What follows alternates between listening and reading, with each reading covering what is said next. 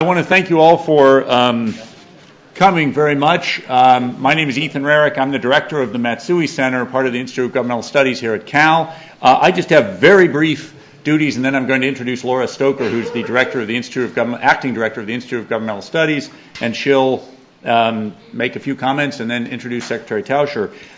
One is the pro forma request that you turn off your cell phones, please, so that we don't have cell phones going off in the middle.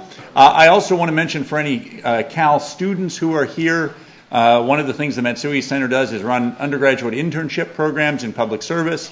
One of our largest programs, our Cal in Sacramento program, a summer internship program in Sacramento, the deadline is coming up very shortly on November 6th. There's information on the table at the back. So if for any students who are here, if you're interested in internships, you can also just contact me, but there's information at the back of the room. And with that, let me introduce Laura Stoker, the acting director of the Institute of Governmental Studies, to introduce our speaker today. Laura?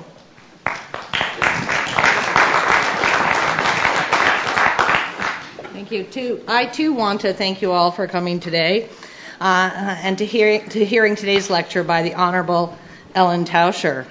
Today's event is part of an ongoing series of Matsui lectures sponsored by the Robert T. Matsui Center for Politics and Public Service of the Institute of Governmental Studies. The Matsui Center seeks to involve undergraduates in public service through internship programs, public events, and the presence of distinguished visitors on campus. It's a fitting legacy to the late Congressman Robert Matsui, a Cal graduate who went on to serve in the House of Representatives for 26 years. Congressman Matsui believed in substantive policy achievements and bipartisan compromise, traits that made him one of California's most distinguished public servants and a fitting namesake for the Matsui Center. I also want to thank Congressman Matsui's widow and successor, Congresswoman Doris Matsui, who's been a strong supporter of the Matsui Center from the beginning. The Matsui Lectureship Program brings distinguished former members of Congress to the Berkeley campus for 1-week residencies as Matsui lecturers. While on campus, the lecturer can speak to classes, meet with student groups, and generally participate in the intellectual life of the campus. These lectureships ensure that the campus is enriched by the extraordinary experiences of the distinguished public servants, and this fall's lectureship is no exception. A couple of brief logistical matters. After Secretary Tauscher speaks, there will be time for questions. If you're called upon to ask a question, a microphone will be brought around to you, and so please wait for the microphone before you ask your question.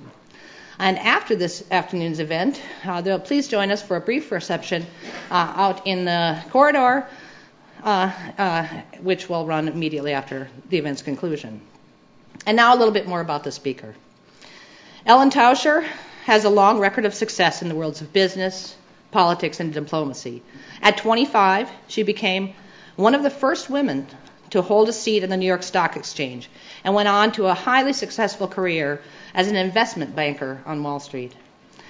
After moving to California, she was first elected to Congress in 1996 and went on to serve 13 years in the House of Representatives, representing Central Costa County right here in the Bay Area.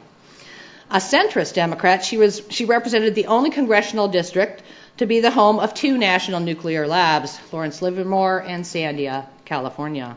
She served on the House Armed Services Committee and became chairman of the Strategic Forces Subcommittee when the Democrats achieved the majority in the House in 2006. In 2009, she was nominated by President Barack Obama to become Undersecretary of State for Arms Control and International Security Affairs. After being confirmed by the Senate, she took office in June 2009 and was responsible for successfully closing negotiations on the New START treaty with the Russian Federation in March of 2010 in Geneva. Secretary Tauscher also represented the United States at the Non-Proliferation Treaty Review Conference at the United Nations, and she led the State Department effort to secure the sites and bilateral agreements in order to deploy the European Phased Adaptive Approach missile defense system in Europe. Bringing all of this international experience to bear, she is speaking today on negotiating alone, the United States, Russia, and the prospects for armed control. Please join me in welcoming Secretary Tauscher. Thank you so much, Laura. Thank you very, very much.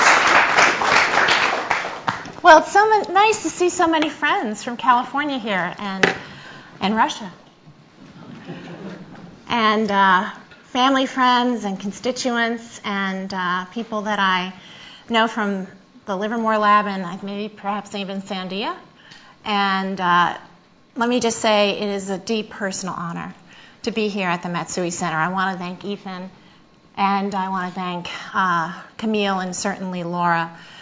I loved Bob Matsui. He was one of the most gentle people you could ever meet, a true gentleman, and someone with whom I enjoyed 7 years of being in Congress until he passed away so sadly on January 1st of 2005. His son Brian is a huge success, well married with beautiful children and a good lawyer. And of course Doris is just a wonderful person. And we were so happy to see that Doris, who had worked in the Clinton administration, was willing to pick up the mantle and come to Congress. And she is serving that same district very ably right now. And I want to thank Ann from her staff for being here. Please, thank you for your public service, by the way. You're doing a great job. So, thank you, Laura, for that walk down memory lane. It seems like I'm the luckiest girl in the world. I've been able to have a very good career, a family, and public service. And now I'm successfully out of public service back in the real world, where I'm really enjoying doing a number of many different things. But one of the things I agreed to do when I left the government was to continue working in what is called Track 2, which is the non-governmental track, with my friends in the Russian Federation. And it has been a very, very fruitful set of conversations that I've had. Part of what I do now that I'm out of government is I sit on the board and the executive committee of the Atlantic Council, which is a really terrific think tank in Washington, D.C., that began its life as a group of people that wanted to support the NATO-U.S. relationship, and then moved into a much more global and strategic view of the world, still firmly planted as a supporter of the Euro-Atlantic relationship, but one that now does Far East policy and worldwide policy. And I don't work, but I sit with the folks at the Brent Scowcroft Center, which was named after and endowed after Brent Scowcroft, who is National Security Advisor to both Gerald Ford and George H.W. Bush, and a really terrific guy who knows what it's like to believe that you're meant to have a foreign policy that is nonpartisan. And so he's really a very good friend of mine and was always available to me when I was in the Congress, whenever I wanted to ask a tough question. So at the Atlantic Council, I sit and do these Track 2 talks with a colleague of mine from Russia, the former Foreign Minister Igor Ivanov. And he is a man of tremendous intellect and great pedigree, someone who has a tremendous experience of being in the Russian government, but also someone who also coincidentally sits with me on the board of the Nuclear Threat Initiative, which was founded by Ted Turner and Sam Nunn, and where we work to make sure that nuclear material is safe and secure and that we're doing everything we can to take down weapons in a responsible way. So as you know, after the elections of last year, we've had a little bit of a tremulous relationship with the Russians, not what we had when I was still in government. We were very lucky in 2009 when President Obama became president that he had a real passion for nuclear nonproliferation and arms control. The coincidence was that we had the unfortunate circumstance that the START Treaty, which was the seminal agreement between the United States and Russia for many, many years, responsible for not only the reduction in our mutual arms, nuclear arms, but also the verification of it, was expiring very inconveniently at the end of December, middle of December of 2009. And so when we came into office, Hillary Clinton as Secretary of State, me as Undersecretary and responsible for trying to get a new treaty, we really had to scramble to get our team put together and then hope that the Russians were interested in having a negotiation. And what was really wonderful to see was the relationship that developed between President Medvedev of the Russian Federation and President Obama. And so working with them first, we were able to create the framework for a negotiation that would be held in Geneva. And we began to deploy our team, led by Rose Gottemuller, who I hope is going to be confirmed at any minute to be my successor as Undersecretary of State. But she's a terrific diplomat, tremendous experience, has lived in Moscow, worked in Russia, speaks Russian fluently, worked at DOE for a long time, knows the arms control business very well. And she was our lead negotiator as Assistant Secretary, one of my 3 Assistant Secretaries. And we deployed a team, an interagency team to go over of about 65 people at the end. And we were met there with great enthusiasm by Ambassador Anatoly Antonov, who was at the time Deputy Foreign Minister, and another superb negotiator with his very pedigreed team. And we began to negotiate, and things were going along until they didn't. And the date to have the treaty expire kept approaching. And the president, of course, was very animated about making sure that we didn't miss the deadline. But, of course, we did, because we had what were called 3 technical and 3 political issues. And so after some period of time, the holidays ensued. We realized that we needed to really consider the guidance that we had given the negotiating team. And I was asked to go over and see if I could help. And I'm happy to say that I did. I came back after about 4 days, and we had only 4 things left to negotiate, not 6. And then I went back for 33 long days in Geneva, and we had the treaty. And the nice thing about it was that President Medvedev and President Obama were so happy they agreed to meet in Prague about the 1-year anniversary of President Obama's seminal Prague speech, where he talked about the aspiration of elimination of nuclear weapons. So on April 4th of 2010, we met in Prague, and we, both presidents signed the New START Treaty. That was not the easiest part to get done, but it was at least a victory for us. But then we realized that the toughest thing was going to get it ratified by the United States Senate. Treaties, if you remember your civics lesson, require a 2/3 vote. That's 67. And if you remember back in 2010, we have somewhat of the same rancorous partisan atmosphere that we have now. Actually, in the lame duck session in November of 2010, the Democrats had lost the House. And so it wasn't the jolliest of times. I myself was in the hospital because I had esophageal cancer and was having a big surgery. So it was really a masterful set of circumstances. Secretary Clinton at the time, Senator Kerry, who was the chairman of the Senate Foreign Relations Committee, who would take the treaty to the floor, and the White House worked diligently to create a package. And as you know, when you have a lame duck session, that's most often because you don't have the appropriation bills done. And so what you're really there for is to get a deal on a budget and appropriation bills. So a treaty that required 67 votes, when you're trying to get people to do basically an out-of-body experience and agree to things they don't want to, is a big inconvenience.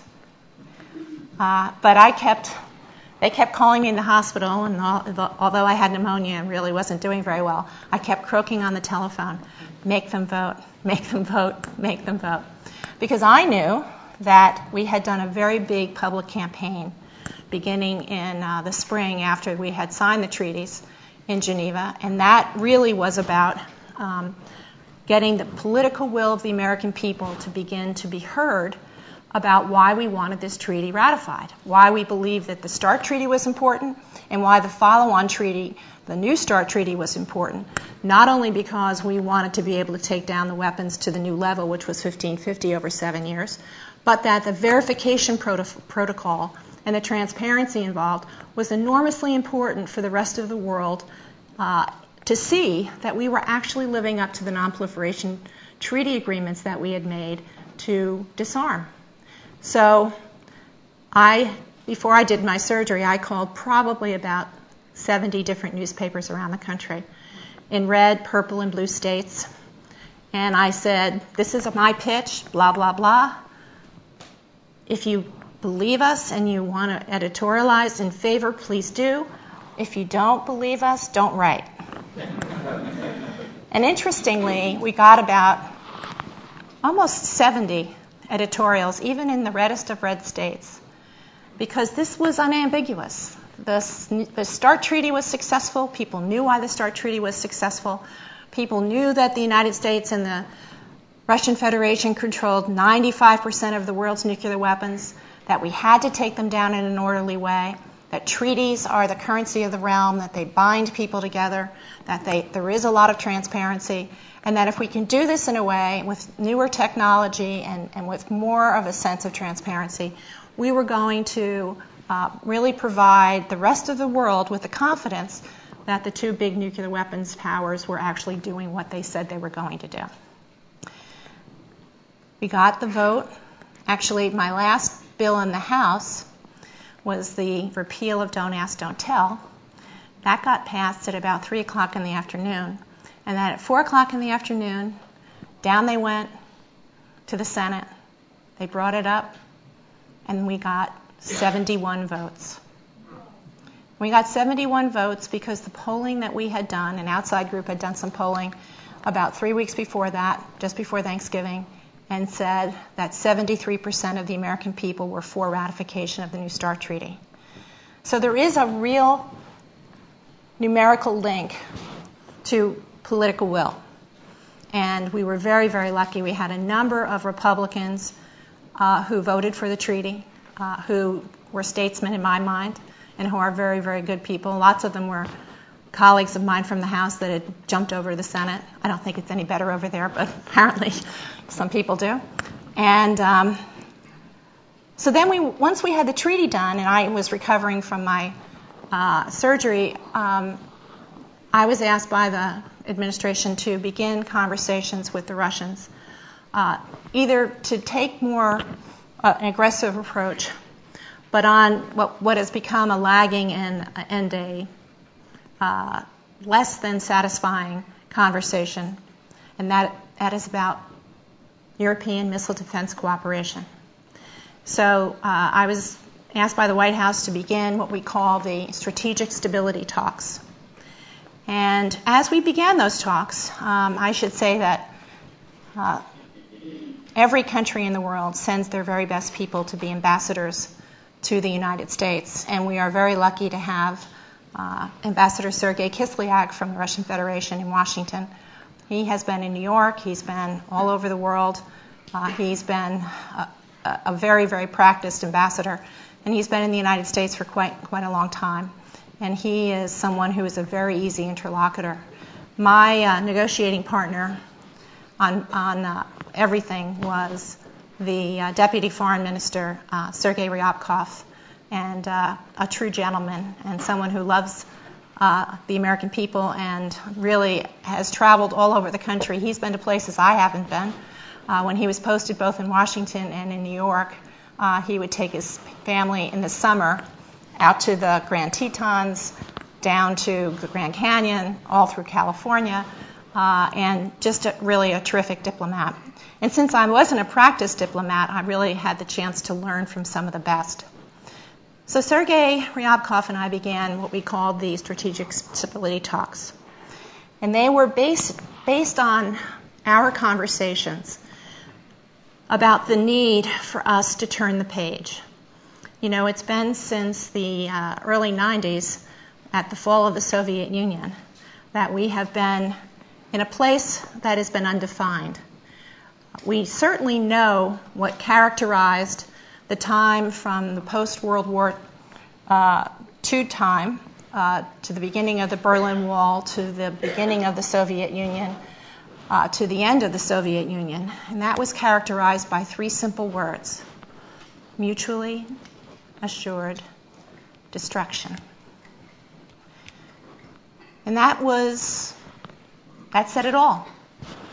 That was the stalemate position that we had created for ourselves, that was enormously successful. In the end, we did not have a war.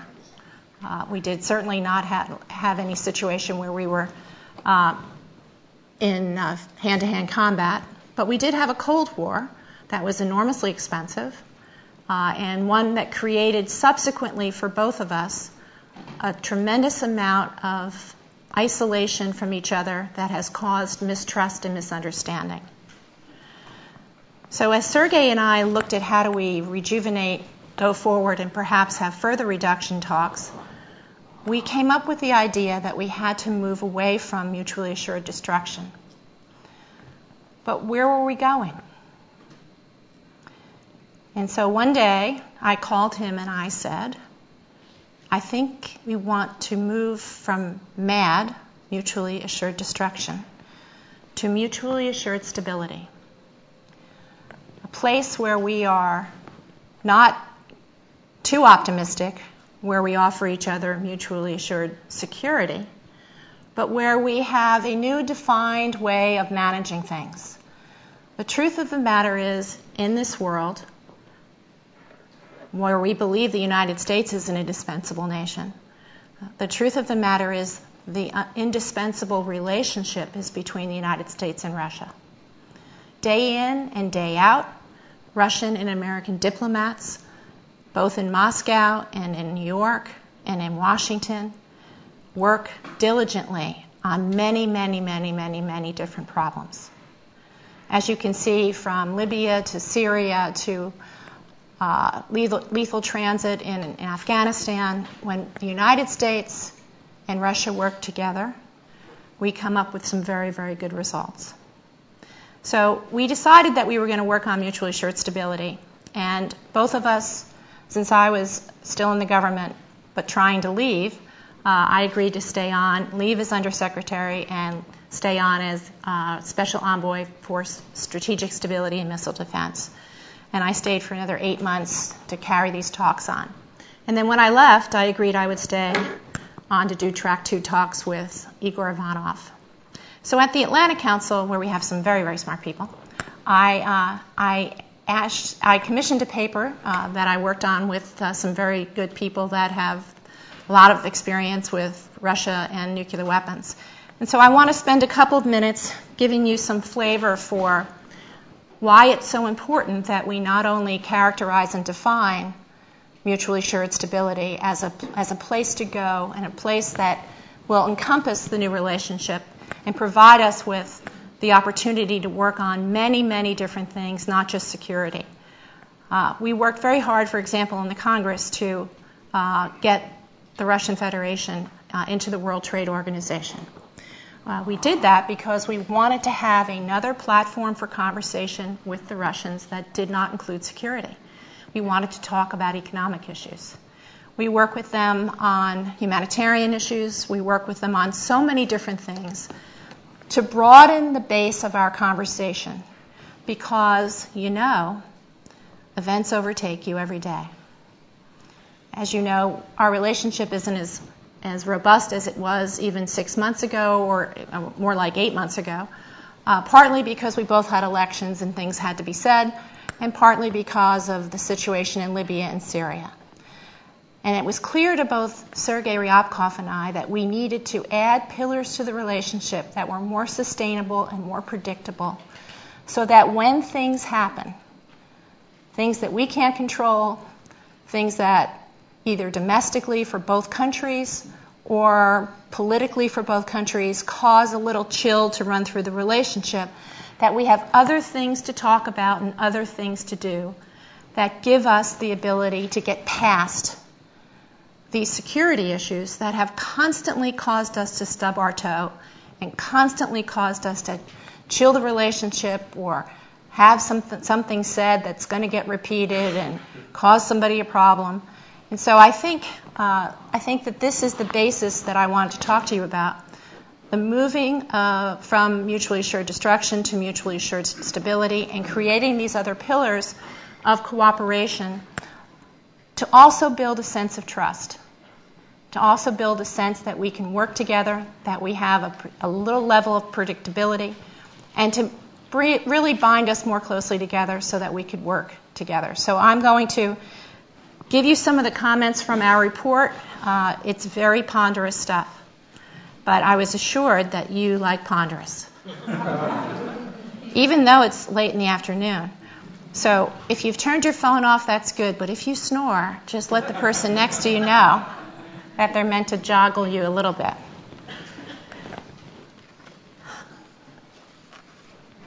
So we begin by talking about the Obama administration's goals for arms control and security cooperation with Russia. And we say that they're the right ones, but they cannot be achieved as long as U.S.-Russian strategic stability is in question. Unless leaders in both capitals confront the new requirements for strategic stability in the 21st century, they will fail to seize the opportunity for further arms control reductions and enhanced national security.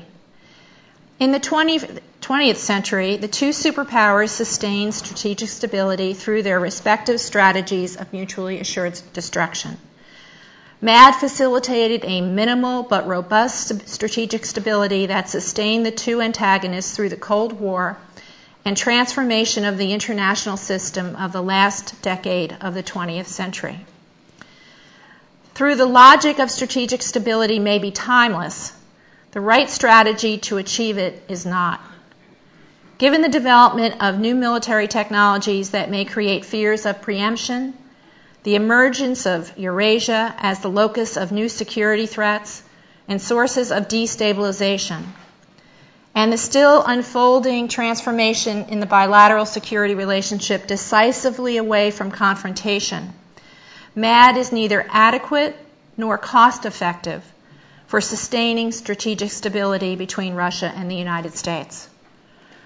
The right strategy for the 21st century is instead mutually assured stability, a condition in which neither party has the intention or capability to exercise unilateral advantage for political or military exploitation through preemptive coercion or military strike in such a way that precludes response, negotiation, or compromise. Let me just stop there for a second, because this is the seminal difference that we project into mutually assured stability that is important to understand. No matter what happens between the countries, we want there to be a chance that no preemptive coercion or military strike creates a reaction that precludes response, negotiation, or compromise. We've got military leaders in the room. They understand that this says basically it gives us room in case there's an accident. It gives us room in case there's an unintended launch, or if some rogue person in one of the two countries does something.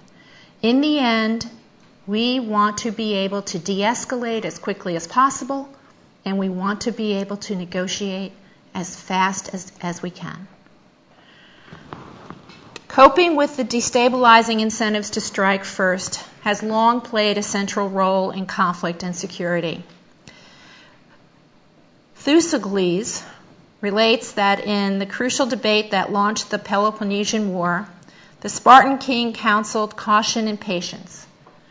But his argument lost to the call for preemptive strike against Athens to gain strategic advantage. In modern times, the outbreak of World War I is a searing lesson on how competitive arms races and offensive doctrines requiring lightning first strikes drove countries to disastrous total war in Europe. In case after historical case, even political leadership with defensive intentions have been driven to preemptive strategic military doctrines when they became convinced that vulnerability to a disabling first strike demanded preemption. Thus, the challenge of strategic stability is tied neither to nuclear weapons per se, nor to the U.S.-Russia bilateral relationship. It is inherent in every political military relationship, as long as states in the international system have the sovereign right to self-defense, and wherever technology and capabilities create advantages to offensive preemption. However, key features of security and military technology in the mid-20th century did combine to exacerbate the instability that arises from strategic offensive military in the U.S.-Soviet relationship. First, nuclear weapons technology and strategic air power, which is long-range bombers and long-range ballistic missiles, they transformed the logic of defense and deterrence. The ability to destroy a country was not new. What was new was the ability to do so quickly, on a huge scale, and without having to engage, let alone defeat, the target's military forces. This should make deterrence easier to achieve because the threat to cause unacceptable damage was more credible, thus reducing the risk of conflict. However, while the cost component of the strategic nuclear deterrent calculation pointed towards stability, the destructiveness of nuclear weapons combined with the speed of delivery exponentially magnified the advantages of preemption and the vulnerabilities of delay. Early in the Cold War, American strategists and military planners became aware that nuclear weapons and prompt methods of delivering them had combined to create an unprecedented danger. Vulnerable nuclear weapons increased the incentives to launch preemptive offensive strikes. Remember that the key logic of offensive preemption is that if conflict is inevitable, and if acting first accords an overwhelming advantage by allowing the preempting to eliminate the target's ability to fight on, then offensive preemption makes defensive sense.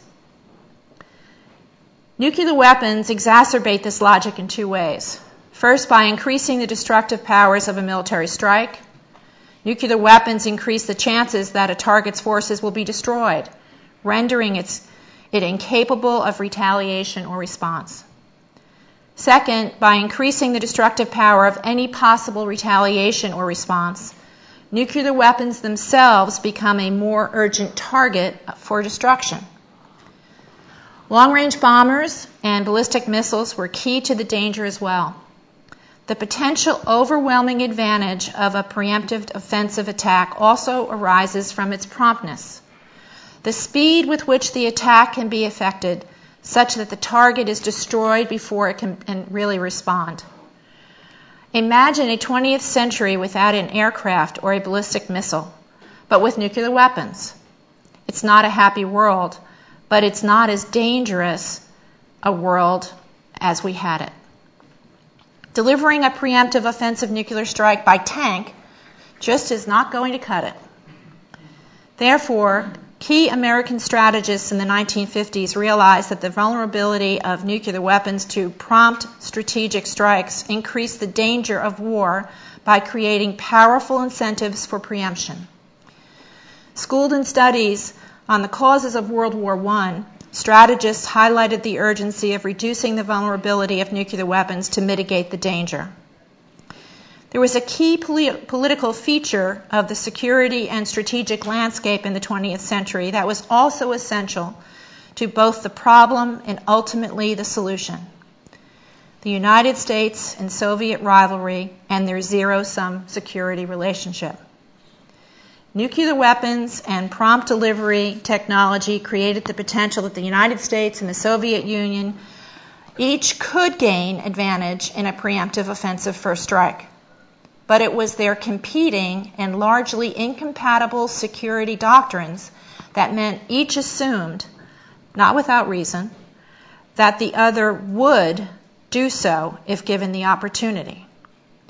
The logic of preemption for preemptive first strike is but a background problem unless activated by a competitive or mistrustful political security relationship that leads to countries involved to fear that the other is preparing to attack first, thus requiring offensive preemption. If the political security relationship between the parties is cooperative, compatible, and not plagued by mistrust, there is no reason to fear being attacked first, and therefore no reason to activate a preemptive doctrine. To put it another way, no one worries about the strategic stability between the United States and the United Kingdom.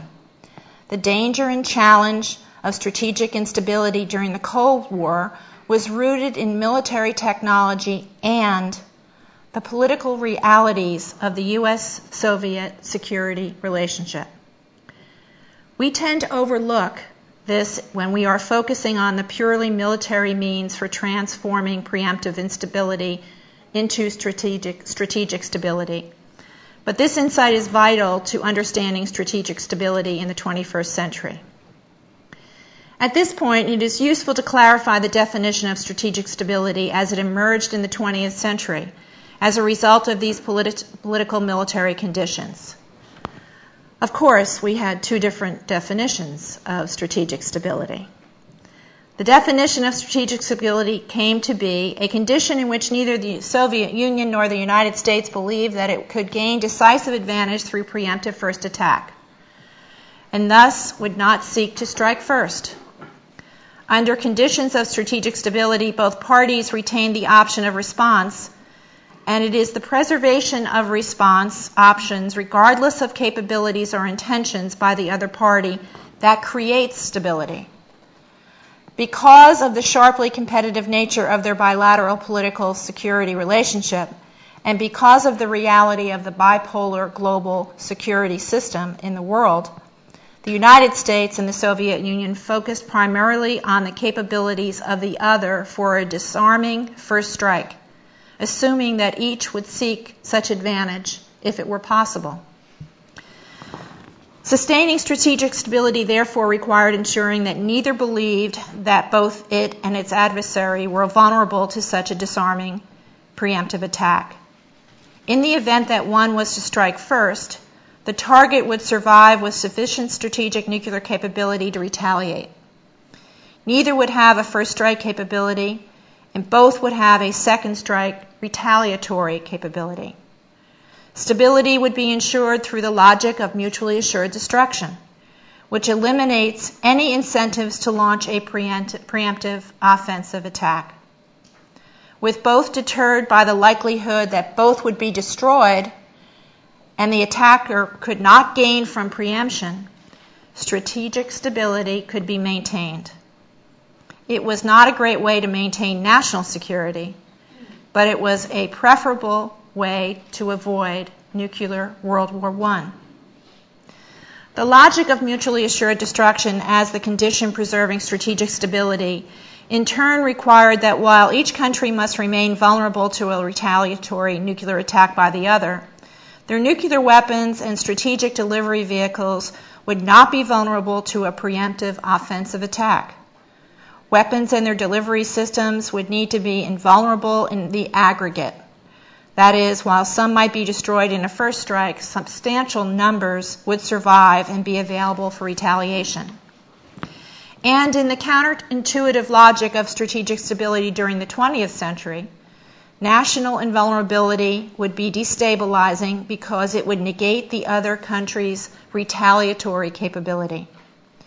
The United States and the Soviet Union therefore agreed to limit strategic offensive systems in order to reserve mutual retaliatory capability. Enshrined in the Anti-Ballistic Missile ABM Treaty of 1972, the stabilizing effect of mutual vulnerability became integral to the U.S.-Soviet arms control in the 20th century. Since the United States and the Soviet Union were overwhelmingly concerned about security relative to one another, adopting a counterintuitive defensive strategy that relied on not deploying strategic defenses made the most sense.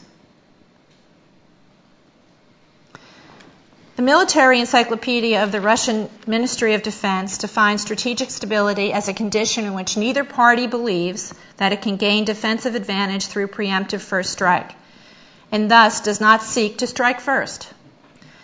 Furthermore, it declares that military strategic stability is nested within the broader conditions of military political stability. This concept of strategic stability is thus broader than the common American understanding, which focuses on maintenance of retaliatory offensive nuclear forces. The Russian military concept is compatible with the analysis developed above, which places strategic stability in a historic context and highlights the particular military, technological, and political conditions of the 21st century that shaped reliance upon mutually assured destruction as the vehicle for sustaining strategic stability. For the most part, American and Russian analysts and officials have been talking past one another for almost 25 years because of these different concepts. Neither side has fully grasped the challenge of the transformation in conditions affecting how strategic stability can be sustained. The Russian concept is correct in recognizing that the key issue in strategic stability is maintaining incentives to attempt preemptive first strike, and that changes in military technology in the 21st century may change the requirements for preventing the extremes of offensive advantage. However, the Russian concept neglects the importance of political change and the transformation of global security relations. For its part, we, the United States, have neglected to take seriously how transformations in military technology have altered the logic of mutually assured destruction as a sufficient and reliable instrument for strategic stability. If we return to the key conditions that create the problem, a preemptive first strike in pursuit of defensive advantage, when conflict is assessed as inevitable, we immediately see that Russian analysts make a strong case that exclusive focus on offensive strategic nuclear weapons is missing the danger. Recall that there are two technological aspects to the heightened danger of the preemptive temptation of the 20th century: the scale of destructive power of weapons and the promptness of the strike, creating a situation in which a country could be destroyed without its defensive forces even being defeated. Even if military planners do not intend such effects, developments in technology and policy are trending toward this potential. The destructive power and precision of conventional weapons is apparent in the use of these weapons in Iraq, and those technologies are already 10 years old. If developed, the use of cyber weapons have the potential to achieve a disarming first strike, which effectively defeats a country even before it knows that it has faced a war. New technologies such as directed energy weapons could have the destructive effect of nuclear weapons with greater precision on leadership facilities, weapons systems, and defensive infrastructure. In addition to magnified destructiveness, technology and the trends around technology potentially facilitate the promptness element, incentivizing the temptation to launch a preemptive first strike. Here we are, back to preemptive first strike.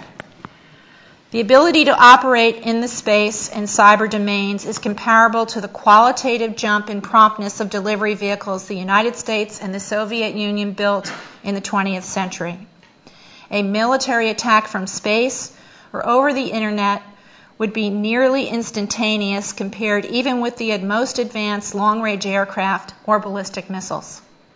And of course, in the counterintuitive logic at the heart of strategic nuclear deterrence, advances in missile defense technologies potentially feed advantages to preemptive offensive strategies. The foundation of strategic stability is the confidence that there is no advantage in preemptive first attack, and that even if attacked, a country will be able to retaliate. Perfect defenses negate this condition, but even imperfect defenses might undermine it by tilting advantages, and thus incentives toward a prompt, destructive first strike. One response to these trends toward preemptive capacity threatening to undermine strategic stability could be to renew the common bilateral commitment to ensuring mutually assured destruction. This appears to be the inspiration behind the official Russian government position, with its focus on limiting missile defenses, conventional weapons mounted to strategic missiles, utilizing space, and related new technologies.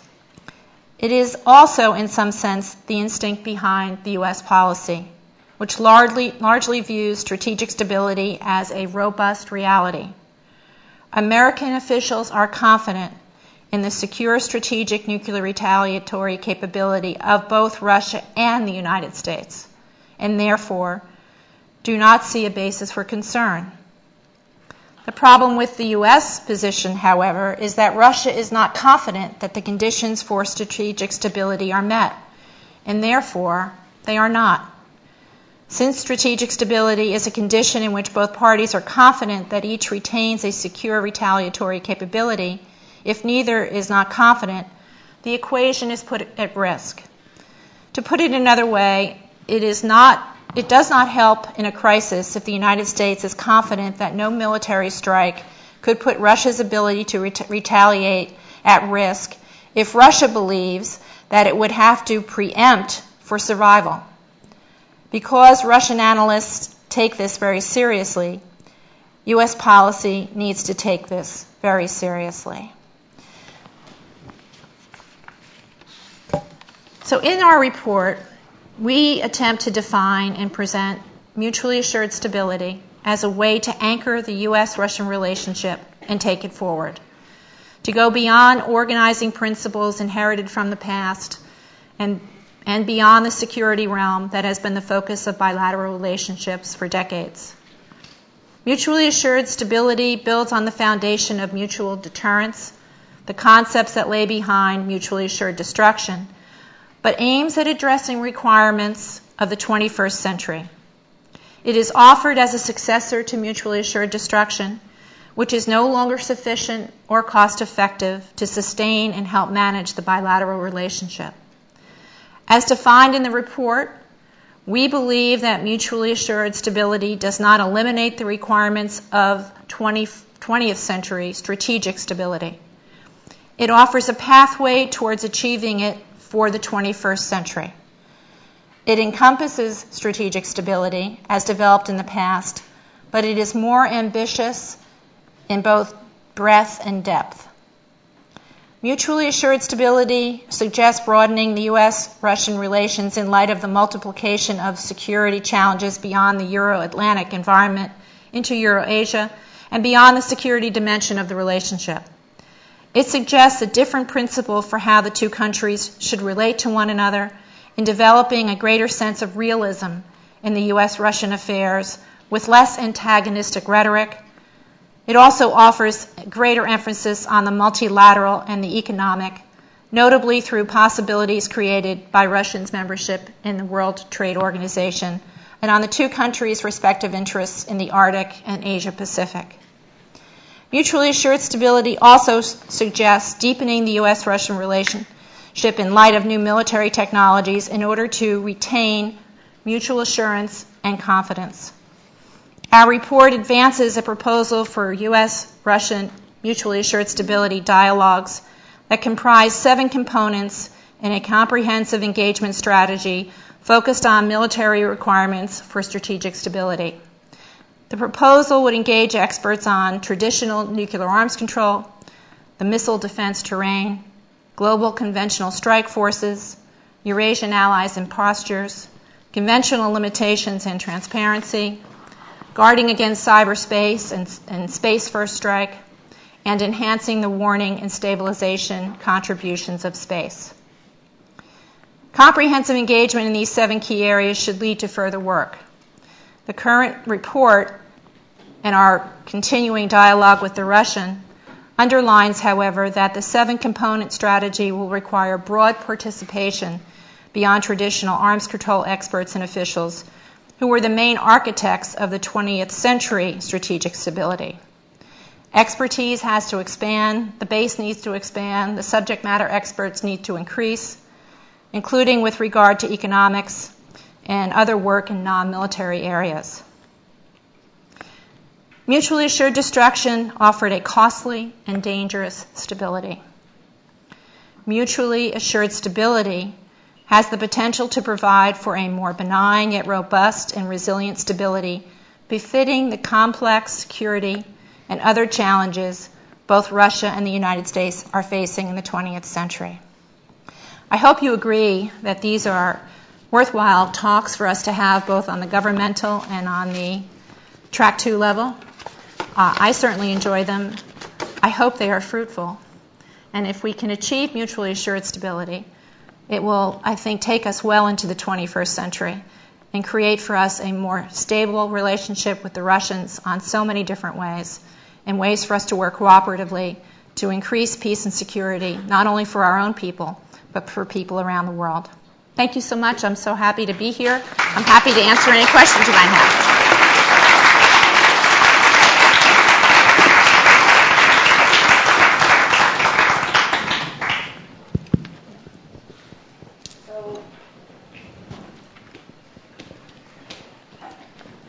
Secretary Tauscher is now happy to take your questions. And only easy questions. Yeah, only easy questions. And go ahead, there's a person walking around handing microphones, and I'll try to keep alert to who would like to. In your mutually assured stability, do you envision reductions in the number of warheads on each side? Isn't that a key component of the arms control framework? Yes. We actually look at two advances on the military side. One is a new round of reductions, and the second is cooperation on missile defense around the world. Thanks. Yes, ma'am. From the Russian point of view, in that we're putting our defenses so far forward into Eastern Europe, we've been intervening in Central Asia and the Middle East, and can't read my own writing. Well, from the Russian point of view, our technological superiority, aren't they kind of feeling pressed against the wall already? Well, we don't want the Russians to feel anything but as if we are two sovereign nations that work cooperatively in an ever-increasing smaller world, where we are somewhat interdependent but not necessarily always interrelated and not always thinking of each other in a positive way. So my attempt at recharacterizing the relationship is a very feminized way of looking at things and saying, it's not working so far, I don't care what we call it, but we better figure out a better way to define it. And we have moved for almost 20 years away from the Soviet Union. It's a new Russian Federation, and we are still characterized by the old model that is mutually assured destruction. Not only is it not sustainable because it's very expensive, high numbers of weapons, lots of targets, but it also leads us to a world that still has a lot of weapons. And I think that there is a general agreement that, as the President said in his Prague speech in April of 2009, eliminating nuclear weapons has been the goal of every president since Eisenhower. Now, we're certainly not going to unilaterally disarm. I often say that when the United States disarms, we will do it just before the other guy does, we'll be the last one to do it, and we'll turn the lights out in the room. But we're not going to do it on our own. And so we have had a very successful regime of pairing with the Soviet Union and with Russia to get the weapons down and to put them at levels that are sustainable for a period of time. We've already achieved the New START numbers of 1550, only negotiated 2 years ago. And so the treaty, we have 7 years to do that. So I would say that says that we should get to the table before too long and get ourselves to a place where we can start to reduce and make sure that we can maintain the weapons that we have in the very successful stockpile stewardship program, but they are enormously expensive. And the question is, are we going to have advocates in the Congress that are going to make sure we get the money, or are we going to have an orphaned weapons complex which deeply concerns me, with not enough advocates in the Congress that are going to support what the complex needs to keep the weapons complex safe and reliable and effective. Every year the President has to certify that the lab directors certify to the President that the weapons are safe, reliable, and effective. But we've had many years where the numbers coming out of the appropriators aren't the numbers that the lab has requested. So we've got to make some decisions about what the right size of the arsenal is, and I'm hoping that we can work with the Russians to get to those numbers and begin to take them down in an orderly way.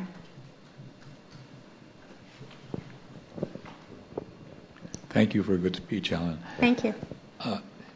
Your presentation seems to make the assumption that there are only two powerful parties in the world who have nuclear weapons, and you don't mention any of the others.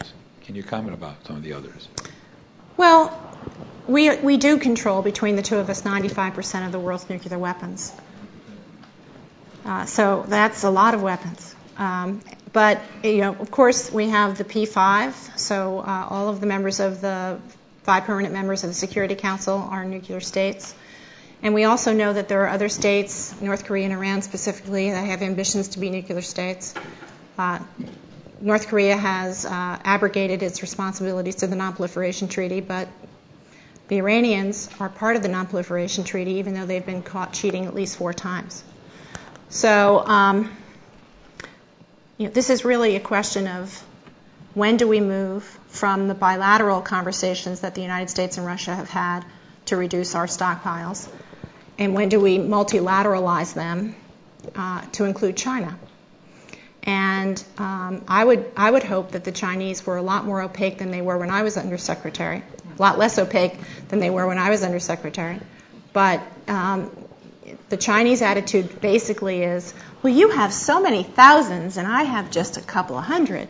When you come down near me, I'm happy to talk, but I'm not interested in talking now because you have so many more than we do. So we get caught on the horns of the dilemma of trying to move to a multilateral state of negotiations. We're not worried about the French. We're not worried about the British. We'd like to talk to the Chinese. So I think that the real challenge for us is how do we do things that bring a much more multilateral air to the conversation. And so when I was undersecretary and Rose was still assistant secretary, we began conversations in the P5 that included the Russians, the Chinese, the French, and the British on technology issues, things that could create a better accounting system. If you read a treaty, which is pretty dense, you will see that we don't use general accounting principles. Sometimes a delivery vehicle will be counted once, but there's a dozen. Sometimes a weapon system will be counted once, but there's many. We agree to do it that way for lots of reasons.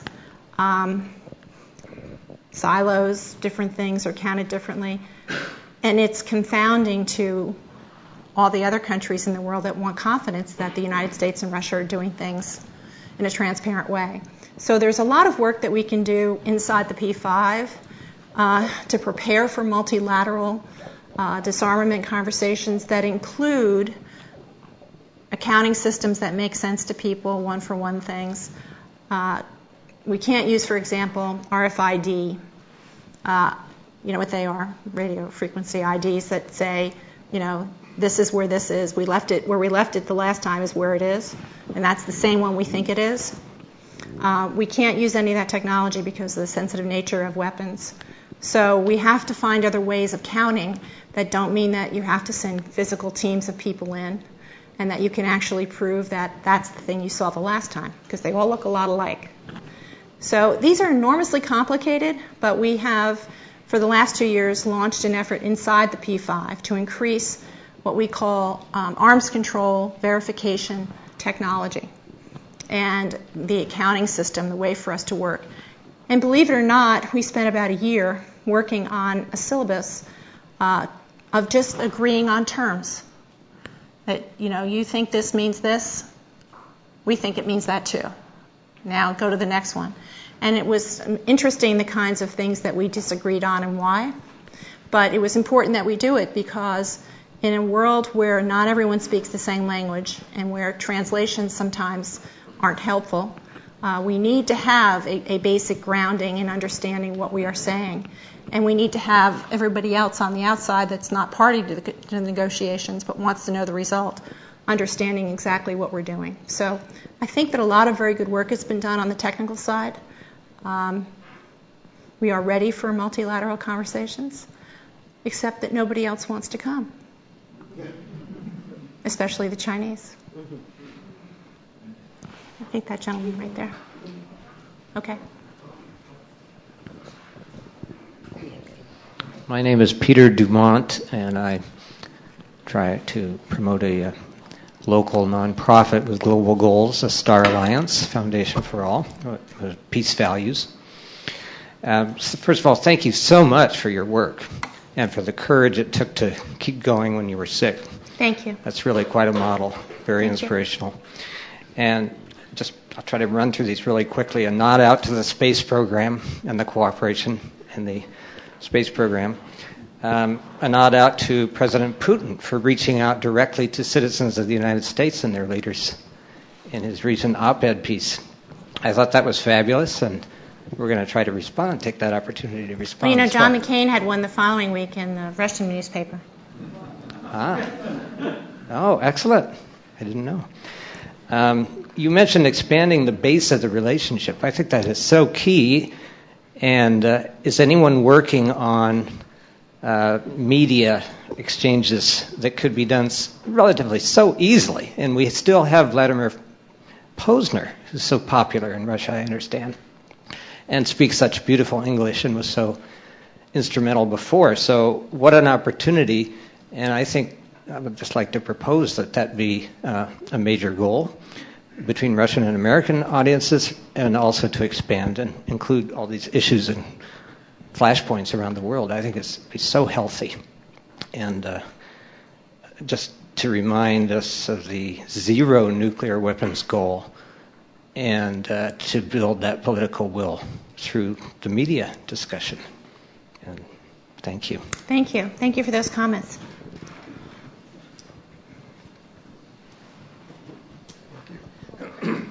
Thank you. Thank you very much. Thank you. What is the status of outer space as it relates to offensive and defensive weapons? That's a very good question. We actually completed a number of conversations multilaterally through the UN and inside the P5 on space. If you might remember, in January of 2007, the Chinese did what's called an ASAT test. They basically collided a satellite with a satellite and left a lot of debris in one of the belts and caused all kinds of trouble. We worked very cooperatively with the Russians on that. Space is meant to be the next frontier, but not one that has got armaments in it. But I think we all have to be sanguine about the fact that we have what we call the overhead architecture. Spy satellites. We're looking at everybody. Everybody's looking at everybody else. And that's, what we call the national technical means. And everybody's got it at our level. And we actually use it very, very progressively, both sides, both the Russians and the United States do, to keep track of movements of missiles out of missile farms and where things are going and keep track of things. It's a very reassuring thing for both sides. We call each other up and say, hey, we've got 20 things over there. For one reason or another, we're moving them. We just want to let you know we're doing it. Okay, great. We don't want to think you're going through the Fulda Gap. Great. And so we have a lot of very important conversations with each other. The level of detail coming down into our military is phenomenal. Mostly the Air Force, but also other branches of the services are involved, talking to each other, going on missions to inspection missions. We have a protocol, 72 hours usually. We have to say, I'm coming on Friday, and I'm coming at 2 o'clock in the morning, and I want to see these 5 things. And we have to work cooperatively with each other. to make sure that people have access and people can see what they need to see and get about their business and leave. But that has been in place for decades. We have scientific cooperation, which is second to none.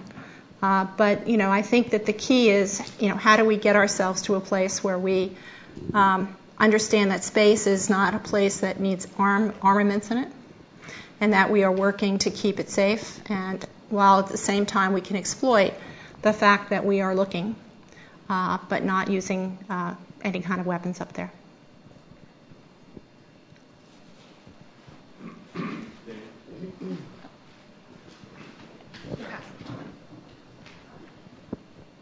Hello, ma'am. I work with the New START Treaty, and I was wondering if you could tell me what the very last sticking point, the bracketed text or whatever, was when you were wrapping up that treaty. If I told you, I'd have to kill you. I guess that's it. All right. Next. I will say this. It was fascinating for me because I came in at the last 30 days, last 45 days.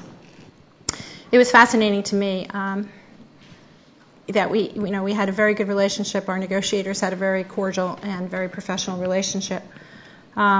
Sometimes misunderstandings are about translation.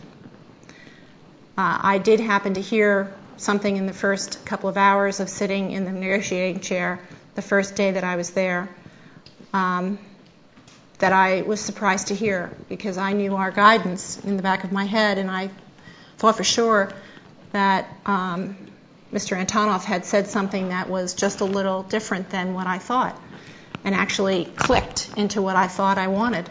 And I thought, well, that, somebody's got it wrong. So, of course, I'm not a diplomat, so I called a coffee break. And we're supposed to each go to our corners. It's a lot like boxing. And some of the Russians were going outside to smoke, and I kind of came up behind Anatoly, and I said, "Did you just say blah, blah, blah?" And he said, "Yes." And I said, "I can do that."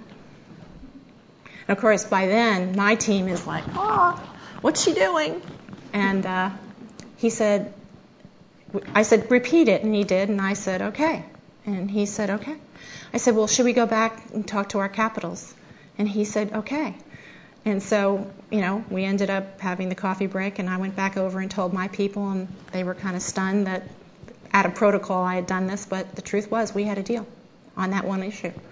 And it was a misunderstanding. So, the truth is, it's like any negotiating posture. There are reasons why you change people in and out sometimes, because they hear things differently.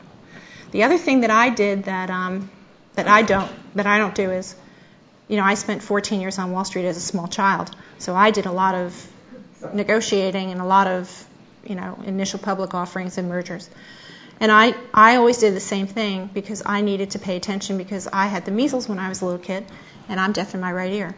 So I need to really look at somebody when they're talking to me so I can hear and see what they're saying. All of my other colleagues would sit with their head down, not even looking at the person talking, and writing down what they thought they were saying. And I think that you can probably get a good transcription of what the person is saying, but you're not listening to them. You have no idea, and you're not looking at their body language.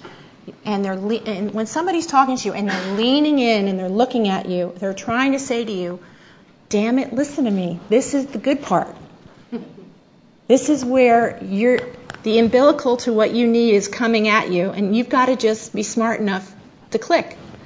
But if you're sitting and writing and your head's down, you don't know the atmospherics of what's happening.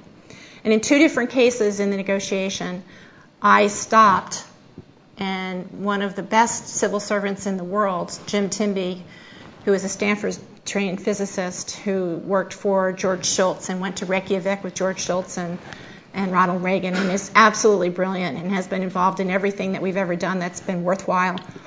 I just put my hand and kind of tapped him on his arm, and he kind of looked at me. He looked up and looked at me, and I said, "I think we have number 3." And he was kind of like this. And I said, coffee break. And he looked, and I said, just read it. And he looked down and he picked up the paper. It was paragraph before that. And he picked up went back and he looked and he went, there it is. So, I just had a little bit, because I'm not a diplomat, I'm not a trained diplomat, but I am a negotiator. And so I just had a little bit of a different thing. So, we didn't have any deal breakers. The 6 things that we had, 3 technical and 3 political, were not deal breakers, but they were important enough that we had to get them right, and it took us 33 days to do it. Anybody else? Yeah, thank you. I wanted you to comment, please, on 2 different aspects, one on nonproliferation and the other on arms reduction, that seem to be major factors in how solutions can be approached. Number one is the trade-off that apparently the Obama administration had to get to secure some votes for the New START treaty by promising to make available billions of dollars to the next round of weapons. And of course, presumably the Russians are doing the same thing. Everybody's improving their weapons. But that seems to be a potential source of distrust or potential problems for the future if you can reduce the number of arms, but the other side is building the next generation of weapons. So that's in terms of where we're going and how we're likely to get the next round of reductions. On the other hand, the Iranian issue, which hasn't been mentioned today, is partly evolving currently around the idea that every state has the right to get access to peaceful uses of nuclear technology. And the Obama administration... It's in the non-proliferation treaty. And it is in there. And yet apparently this seems to be one of the sticking points too, that some parties in the political process are saying that a country like Iran doesn't have that right, and are they using it to develop nuclear weapons? Yeah, I'm just wondering, that's the difference. and that's of course the difference. So I'm wondering if you could comment on how we can pursue the idea to fulfill the agreements that allow every country to have peaceful access to nuclear technology and yet still prevent the spread of nuclear weapons. Well, that's why the Non-Proliferation Treaty, which is the centerpiece of what the President's speech was, both in Prague in 2009 and in Berlin in 2010, effectively says we need a non-proliferation treaty that includes a healthy AIEA that is funded and can do its work, and where people will respect the fact that if you've gotten caught cheating 1, 2, or 3, or 4 times, then the world is going to want satisfaction that you're not going to be cheating anymore, and that's why sanctions are levied through the UN, and that's why it's important to have the IAEA inspectors go in and verify what you're exactly doing. Unfortunately, the Iranians want to claim, as they should, and we absolutely agree, every country that is a signatory to the Non-Proliferation Treaty has the right to the peaceful uses of nuclear weapons because they've signed the Non-Proliferation Treaty to say they're not going to make weapons. But if we catch you cheating, guess what? We're not going to believe you. And so we're in this stalemate, and we have been in a stalemate with the Iranians for decades. But the most recent stalemate about their cheating on making weapons-grade material, having centrifuges spinning all over the country, deeply burying and hardening their nuclear complex, dispersing it so that it's virtually impossible to do a military operations plan on how to hold them at risk. It puts us in a very difficult position. So, we've got Mr. Rouhani, who's a new face not a new face, but a new opportunity. He seems to be much more moderate, and he seems to be interested in getting the Iranian people and the regime out from under the punishing sanctions that the Obama administration has levied on them with the help of our European allies and our Russian allies. Well, he might want that, but because he wants it doesn't mean that he's going to get it. And he's going to have to go a long way to prove to everyone that this isn't just another situation where he's playing for time and where all he's doing is playing for time so that they can get to a place where they can sprint to having a weapon. And so we want material out of the country. We've got a long list of things that we and the Europeans, Cathy Ashton is running the foreign policy for the EU, and she's a very, very good partner for us. Wendy Sherman, who's our Undersecretary for Political Affairs, is running these negotiations. Mr. Timby is part of it. So, I don't think we're confused here. We know that there may be a new face for the Iranian regime, but we know who's behind the curtain. And we know what their ambitions are. And, I think we feel badly for the Iranian people, but we're also not confused. The sanctions are not coming off until there is material out of the country, until they have done enough different things, sustainable things, that give us the impression that they have really decided to come in out of the cold, and that we can be convinced over time, I'm talking real time, months and months. But one of the other reasons why we need to do the talks, not only because we have to exhaust diplomacy before we do anything else, but it's to keep our fragile coalition with the Europeans going. Nobody wants this to dissolve into any kind of war. No one wants to have to attack the Iranian regime to prevent them from having nuclear weapons. But we cannot allow one more country to have nuclear weapons. It is that important to the peace and stability of the world. So diplomacy is what we've got. Diplomacy it should be. We've got to really push it. But we're not going to be satisfied with just rhetoric.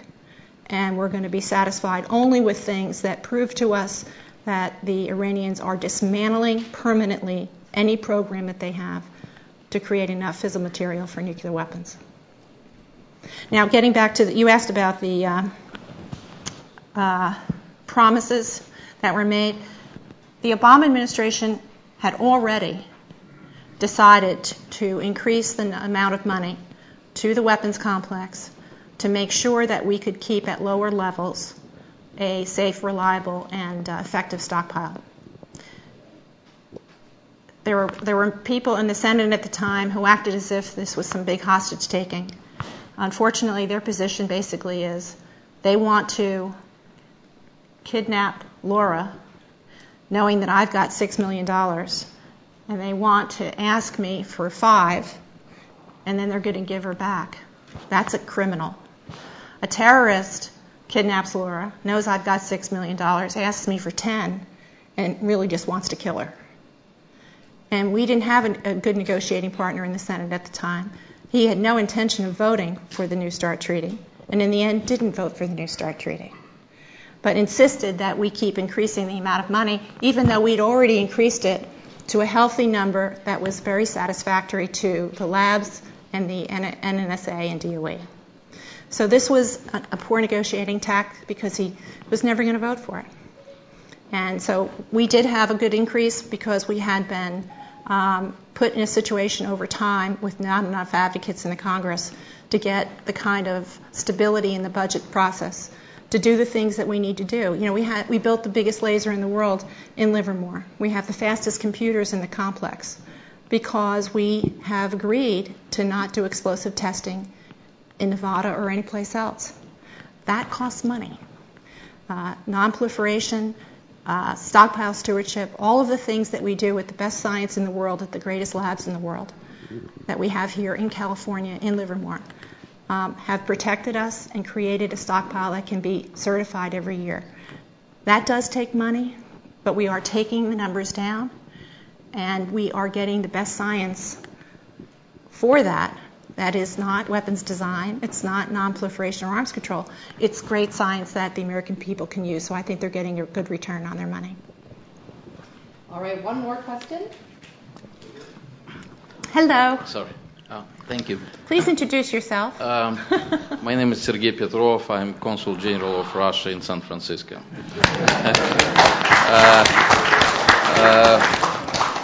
But I'm not raising my objections to anything that was told here. On the opposite, I would like to give credit and to thank first of all, for the most detailed presentation of the U.S. view of the situation that we have now in our disarmament cooperation between our two countries. Secondly, I have to credit you I don't agree that you are not a diplomat. You are a better diplomat than many diplomats. Thank you. So the way you put it, because while you were giving it all to us, I didn't have any urge to raise my hand in objection. Very diplomatically. And the last, but not the least, is to credit you for the work that you did while you were leading the American side in negotiating, in official negotiations with Russia. And my question is a question. What do you think? What can jumpstart the negotiations between Russia and the United States now, especially in the field of missile defense, as we feel that the official track is not as lively as it was while you were in charge of it. I'm not coming back. Well, thank you, Sergey. Thank you very much. I've been convinced that missile defense cooperation between the United States and Russia is fundamentally important for three reasons. First and foremost, Russia is a great European power. And the United States is a European power, not in small part, but because of our relationship with NATO. And we have a common concern, as do our NATO allies, about the proliferation of short and medium-range missiles coming out of Iran.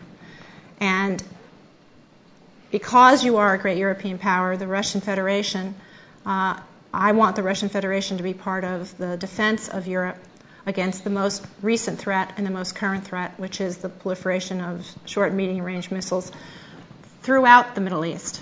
Iran happens to be not only a proliferator, but a supplier to some of the non-state actors like Hamas and Hezbollah, so that's not a good thing. These are very portable weapons, and all it takes is one of them to lob in, and then the United States, because of our Article 5 commitments, would be into some kind of skirmish, if not a war.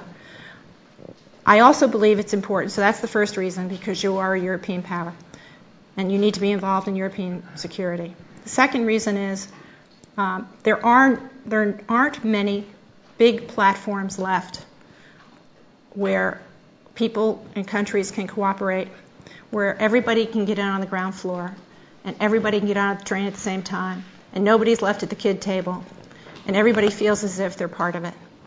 And if you can tell me what it is besides missile defense, I might be satisfied in waiting, but I think it's missile defense. And so I'm anxious to have the cooperation between the United States, NATO, and Russia start last week. The third reason is it's about time. We do not target each other. We are fundamentally important when we work together to the rest of the world's security and prosperity. And we have got to move past what was a too long of a time of mistrust and insecurity on both of our sides that caused us to blow a whole lot of money arming ourselves, and now it's taking us a whole lot of money to disarm. So I think that the relationship between President Obama and President Putin isn't the best right now, but it can be. They have been good allies and good working partners before. I think that we can get past the little problems that we've had recently. I know that on the other levels of our government's cooperation, there has never been a change in the relationship, and that we are working cooperatively on many, many different things. So I'm interested in getting going and getting it moving forward. But I think the way to break the stalemate is to take our invitation, come on the train, come on the missile defense train, come on the cooperation train. It's got stops up the road. If you don't like it, when we stop in San Francisco on our way down, you can get off the train. That would be more embarrassing to us than it would be to you. But I think that the only thing that is going to put some more trust and warmth in the relationship, especially with our militaries, is for them to work together. And it's partly cultural, but it's also, these long years of mistrust have really calcified the relationship, and we've got to break through it. And there's no better time than now. But I'm very thrilled that you came. Thank you very, very much. Thank you, everyone.